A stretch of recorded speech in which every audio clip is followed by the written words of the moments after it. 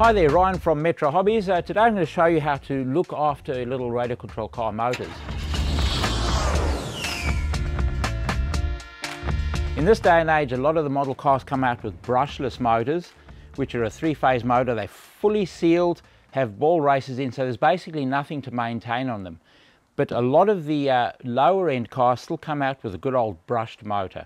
And with brushed motors, dust, stones and grit gets inside and it can mess them. With brushed motors, they have little ventilation holes in them to allow heat out, but unfortunately stones and dust can get inside and start to clog up the brushes and all the components that make these motors go well. So a quick clean of all your motors every now and again will keep them in top form.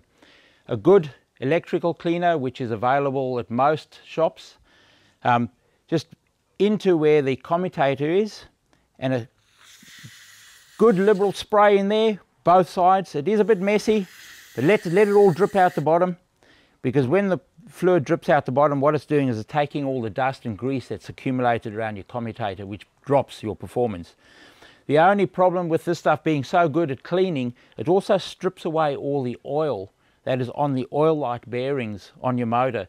So once you've sprayed it, cleaned it and allowed it to evaporate and dry, a good model grade lubricant is required. Just a drip on the shaft at the back bearing and on the shaft at the front bearing will keep that motor in tip-top performance and your car running like new.